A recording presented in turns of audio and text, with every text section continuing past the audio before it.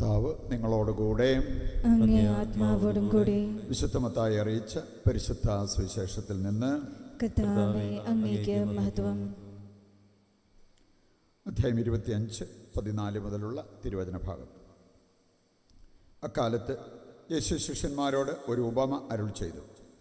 ഒരുവൻ യാത്ര പുറപ്പെടുന്നതിന് മുമ്പ് ഭൃത്യന്മാരെ വിളിച്ച് തൻ്റെ സമ്പത്ത് അവരെ ഭരമേൽപ്പിച്ച പോലെയാണ് സ്വർഗരാജ്യം. അവൻ ഓരോരുത്തൻ്റെയും കഴിവനുസരിച്ച് ഒരുവന് 5 താലന്തും മറ്റൊരുവന് 2 വേറൊരുവന് 1 കൊടുത്ത ശേഷം യാത്ര പുറപ്പെട്ടു. 5 താലന്ത് ലഭിച്ചവൻ ഉടനെ പോയി വ്യാപാരം ചെയ്ത് 5 താലന്ത് കൂടി സമ്പാദിച്ചു. 2 താലന്ത് കിട്ടിയവനും 2 കൂടി നേടി. എന്നാൽ 1 താലന്ത് ലഭിച്ചവൻ പോയി നിലം കുഴിച്ച് യജമാനൻ്റെ പണം മറച്ചു വെച്ചു. ഏറെക്കാലത്തിന് ശേഷം ആ ഭൃത്യന്മാരുടെ യജമാനൻ വന്ന് അവരുമായി കണക്ക് തീർത്തു. 5 താലന്ത് കിട്ടിയവൻ വന്ന് 5 കൂടി സമർപ്പിച്ച് യജമാനനെ, നീ എനിക്ക് 5 താലന്തല്ലേ നൽകിയത്, ഇതാ ഞാൻ 5 കൂടി സമ്പാദിച്ചിരിക്കുന്നു എന്ന് പറഞ്ഞു. യജമാനൻ പറഞ്ഞു, കൊള്ളാം, നല്ലവനും വിശ്വസ്തനുമായ ഭൃത്യ, അല്പകാര്യങ്ങളിൽ വിശ്വസ്തനായിരുന്നതിനാൽ അനേക കാര്യങ്ങൾ നിന്നെ ഞാൻ ഭരമേൽപ്പിക്കും. നിന്റെ യജമാനൻ്റെ സന്തോഷത്തിലേക്ക് നീ പ്രവേശിക്കുക. 2 താലന്ത് കിട്ടിയവനും വന്നു പറഞ്ഞു, യജമാനനെ, നീ എനിക്ക് 2 താലന്താണല്ലോ നൽകിയത്, ഇതാ ഞാൻ 2 കൂടി സമ്പാദിച്ചിരിക്കുന്നു. യജമാനൻ പറഞ്ഞു, കൊള്ളാം, നല്ലവനും വിശ്വസ്തനുമായ ഭൃത്യ, അല്പകാര്യങ്ങളിൽ വിശ്വസ്തനായിരുന്നതിനാൽ അനേക കാര്യങ്ങൾ നിന്നെ ഞാൻ ഭരമേൽപ്പിക്കും. നിന്റെ യജമാനൻ്റെ സന്തോഷത്തിലേക്ക് നീ പ്രവേശിക്കുക. 1 താലന്ത് കിട്ടിയവൻ വന്ന് പറഞ്ഞു, യജമാനെ, നീ വിതയ്ക്കാത്തിടത്ത് നിന്ന് കൊയ്യുന്നവനും വിതറാത്തിടത്ത് നിന്ന് ശേഖരിക്കുകയും ചെയ്യുന്ന കഠിനഹൃദയനാണെന്ന് ഞാൻ മനസ്സിലാക്കി. അതിനാൽ ഞാൻ ഭയപ്പെട്ട് നിന്റെ താലന്ത് മണ്ണിൽ മറച്ചു വെച്ചു. ഇതാ നിൻ്റേത്, എടുത്തുകൊള്ളുക. യജമാനൻ പറഞ്ഞു, ദുഷ്ടനും മടിയനുമായ ഭൃത്യ, ഞാൻ വിതയ്ക്കാത്തിടത്ത് നിന്ന് കൊയ്യുന്നവനും വിതറാത്തിടത്ത് നിന്ന് ശേഖരിക്കുന്നവനുമാണെന്ന് നീ മനസ്സിലാക്കിയിരുന്നല്ലോ. എൻ്റെ നാണയം നീ പണവ്യാപാരികളുടെ പക്കൽ നിക്ഷേപിക്കേണ്ടതായിരുന്നു. ഞാൻ വന്ന് എൻ്റെ പണം പലിശ സഹിതം വാങ്ങുമായിരുന്നു. ആ താലന്ത് അവനിൽ നിന്നെടുത്ത് 10 താലന്തുള്ളവന് കൊടുക്കുക. ഉള്ളവന് നൽകപ്പെടും, അവന് സമൃദ്ധി ഉണ്ടാവുകയും ചെയ്യും. ഇല്ലാത്തവനിൽ നിന്ന് ഉള്ളതുപോലും എടുക്കപ്പെടും. പ്രയോജനമില്ലാത്ത ആ ഭൃത്യനെ പുറത്ത് അന്ധകാരത്തിലേക്ക് തള്ളിക്കളയുക. അവിടെ വിലാപവും പല്ലുകടിയുമായിരിക്കും. കർത്താവിൻ്റെ സുവിശേഷം. ക്രിസ്തുവേ, അങ്ങേക്ക് സ്തുതി.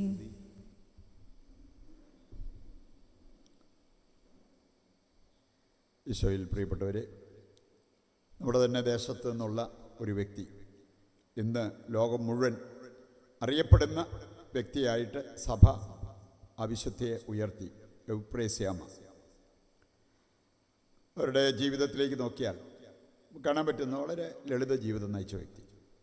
സ്വർഗത്തിൽ പോകാനായിട്ട് നമുക്ക് വലിയ പ്രസംഗചാതുരിയോ പാട്ടുപാടാനുള്ള കഴിവോ അല്ലെങ്കിൽ അസാധാരണമായിട്ടുള്ള കഴിവോ ഒന്നും വേണമെന്നില്ല. ഒരു സാധാരണ ജീവിതം നയിച്ച വ്യക്തി യേശുവിനെ തൻ്റെ ഓഹരിയായിട്ട് ഏറ്റെടുത്ത് അതനുസരിച്ച് ജീവിക്കാൻ ശ്രദ്ധിച്ച ഒരു വ്യക്തി. എവുപ്രേസ്യാമ്മയുടെ ജീവിതത്തിലേക്ക് നോക്കിയാൽ ഒന്ന് എളിമയുടെ ഒരു നിറകുടമായിരുന്നു എന്ന് നമുക്ക് കാണാൻ പറ്റും. നമുക്കറിയാം, കർത്താവിൻ്റെ വചനം കൃത്യമായിട്ട് നമ്മളെ പഠിപ്പിക്കുന്നുണ്ട്.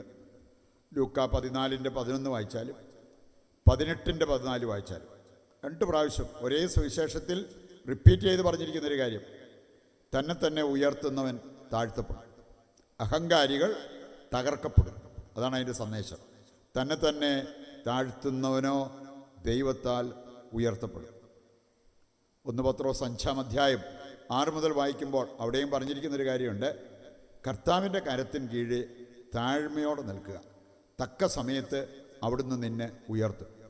ഏത് കാര്യം നടക്കാനും നമ്മൾ ചെയ്യേണ്ട ഒരു കാര്യം ഈശോയുടെ മുമ്പിൽ എളിമപ്പെട്ട് താഴ്മയോടെ കർത്താവിൻ്റെ മുമ്പിൽ വ്യാപരിക്കുക. കർത്താവ് നമ്മെ ഉയർത്തും. ഈ ഒരു വിശുദ്ധ നമ്മുടെ നാട്ടിൽ നിന്നുള്ള വ്യക്തിയാണെങ്കിൽ പോലും ലോകം മുഴുവൻ അറിയപ്പെടാൻ കാരണമായത് ദൈവം അവളെ ഉയർത്തിയത് കൊണ്ടാണ്. അതിന് കാരണം എളിമപ്പെട്ട് ജീവിക്കാനായിട്ട് തയ്യാറായത്. രണ്ടാമതൊരു കാര്യം വിശുദ്ധ യൗപ്രേസ്യാമയെക്കുറിച്ച് നമുക്ക് കാണാൻ പറ്റും. സഞ്ചരിക്കുന്ന സക്രാരി എന്നറിയപ്പെട്ടിരുന്നൊരു വ്യക്തിയാണ്. സഞ്ചരിക്കുന്ന സക്രാരി. അതുപോലെ തന്നെ മറ്റ് വിശുദ്ധരെയും നമുക്ക് കാണാൻ സാധിക്കും. ആൻ്റണി മേരി ക്ലാരറ്റ് സഞ്ചരിക്കുന്ന സക്രാരിയായിട്ട് കണ്ടിരുന്നു. കാരണം അദ്ദേഹം കുർബാന സ്വീകരിച്ചു കഴിഞ്ഞാൽ അടുത്ത കുർബാന സ്വീകരണം വരെ അദ്ദേഹത്തിൻ്റെ വായിലെവിടെയെങ്കിലും ആ തിരുവോസ്തി അലിയാതിരുന്നിരുന്നു. അടുത്ത കുർബാന സ്വീകരണത്തോടു കൂടിയാണ് അത് അലിഞ്ഞിരുന്നത്. അങ്ങനെയൊരു മഹാഭാഗ്യം അദ്ദേഹത്തിന് ലഭിച്ചിരുന്നു. അതുകൊണ്ട് തന്നെ അദ്ദേഹത്തെ കാണുമ്പോൾ ആൾക്കാർ മുട്ടുകുത്തി ഈ സക്രാരിയെ ആദരിക്കുന്നത് പോലെ ആദരിക്കുമായിരുന്നു, മുട്ടുകുത്തി. ഇതുപോലെ സഞ്ചരിക്കുന്ന സക്രാരി എന്നറിയപ്പെട്ടിരുന്ന വ്യക്തിയാണ് യൗപ്രേസ്യാമ. അതുപോലത്തെ ഒരു കറതീർന്ന ജീവിതമായിരുന്നു, ദൈവസ്നേഹമായിരുന്നു അവരുടേത് എന്ന് നമുക്ക് മനസ്സിലാക്കാനായിട്ട് സാധിക്കും. മൂന്നാമതൊരു കാര്യം നമ്മൾ കാണുന്നുണ്ട്, പ്രാർത്ഥിക്കുന്ന അമ്മ, പ്രേയിങ് മദർ. അങ്ങനെയാണ് യൗപ്രേസ്യാമ അറിയപ്പെട്ടിരുന്നത്, വിളിക്കപ്പെട്ടിരുന്നത്. ഇന്ന് പലരെയും സംബന്ധിച്ചിടത്തോളം അവർ വലിയ വിലയുള്ളതായിട്ടൊക്കെ കാണുന്നത്, അയ്യോ നോക്കിയാൽ ഉടനെ ദർശനത്തോടെ കാര്യങ്ങളൊക്കെ പറയാൻ പറ്റുന്നവർ, തൊട്ടാൽ ഉടനെ അത്ഭുത രോഗസൗഖ്യം നൽകാൻ പറ്റുന്നവർ, വരാൻ പോകുന്ന കാര്യങ്ങളൊക്കെ മുൻകൂട്ടി പ്രവചിക്കാൻ പറ്റുന്നവർ, വലിയ കാര്യമായിട്ട് നമ്മൾ അവരെയൊക്കെ കാണും. പ്രിയപ്പെട്ടവർ, ഒരു കാര്യം സഭ നമ്മെ പഠിപ്പിക്കുന്നുണ്ട്. നമുക്ക് ക്രിസ്ത്യാനി എന്ന നിലയ്ക്ക് കിട്ടാവുന്ന ഏറ്റവും വലിയ ഒരു ശീർഷകം, ഒരു ടൈറ്റിൽ, അത് ഇതാണ്, എ പേഴ്സൺ ഓഫ് പ്രയർ, പ്രാർത്ഥിക്കുന്ന വ്യക്തി. ഇത് നമ്മളിൽ ആർക്കാ ചെയ്യാൻ മേലാത്ത? നമുക്ക് ആഗ്രഹമുണ്ടെങ്കിൽ നമുക്ക് എല്ലാവർക്കും ചെയ്യാവുന്ന ഒരു കാര്യമാണ്. നമുക്ക് പ്രാർത്ഥിക്കാൻ പറ്റും. എപ്പോഴും നമുക്ക് ഒരുപോലെ പ്രാർത്ഥിക്കാൻ തോന്നൽ വരണമെന്നില്ല, അല്ലെങ്കിൽ പ്രാർത്ഥിക്കാനുള്ളൊരു മൂഡുണ്ടാകണമെന്നില്ല. പക്ഷെ നമ്മൾ പ്രാർത്ഥിക്കുന്നവരായിട്ട് മാറണം. സാഹചര്യം അനുകൂലമാണെങ്കിലും അല്ലെങ്കിലും പ്രാർത്ഥന അതൊരിക്കലും നമ്മൾ ബലി കഴിക്കരുത്. ഇന്നത്തെ ആദ്യ വായന ദൈവം പഠിപ്പിച്ചൊരു കാര്യമെന്ന് പൗലോസ്ലീഹ വിളിച്ചു പറയുന്നു. പൗലോസോ പത്രോസോ പഠിപ്പിച്ച കാര്യമല്ല, കർത്താവ് നിങ്ങളെ പഠിപ്പിച്ചൊരു കാര്യം. എന്താണ്? നിങ്ങൾ പരസ്പരം സ്നേഹിക്കണം, സ്നേഹത്തിൽ ജീവിക്കണം. വിശുദ്ധ ബെനഡിക്റ്റ് 16 മാർപ്പാപ്പ അദ്ദേഹം സൂചിപ്പിച്ച ഒരു കാര്യമുണ്ട്. യുവജനങ്ങളെ അഭിസംബോധന ചെയ്ത് അദ്ദേഹം പറഞ്ഞത്, നിങ്ങൾ പ്രാർത്ഥിക്കുന്നവരല്ലെങ്കിൽ, സ്ഥിരമായ പ്രാർത്ഥന നിങ്ങൾക്കില്ലെങ്കിൽ ദൈവത്തെ സ്നേഹിക്കുന്നവരല്ല. ദൈവത്തെ സ്നേഹിക്കുന്നതിൻ്റെ ഒരടയാളമാണ് പ്രാർത്ഥിക്കുന്നത്. ആ പ്രാർത്ഥനാ ജീവിതം അത് നമ്മുടെ ജീവിതത്തിൽ നമ്മൾ പണിതുയർത്തുകയാണെങ്കിൽ ഏത് സാഹചര്യത്തെയും നമുക്ക് അതിജീവിക്കാൻ പറ്റും, ഫേസ് ചെയ്ത് നമുക്ക് മുമ്പോട്ട് പോകാൻ പറ്റും. ഇന്ന് അല്ലറ ചില്ലറ കാര്യങ്ങൾ വരുമ്പോഴേ തളരുന്നതിൻ്റെ കാരണം എന്താ? തകർന്നു പോകുന്നതിൻ്റെ കാരണം എന്താ? വഴിതെറ്റുന്നതിൻ്റെ കാരണം എന്താ? ഈ പ്രാർത്ഥനാ ജീവിതം ഇല്ലാത്തത്.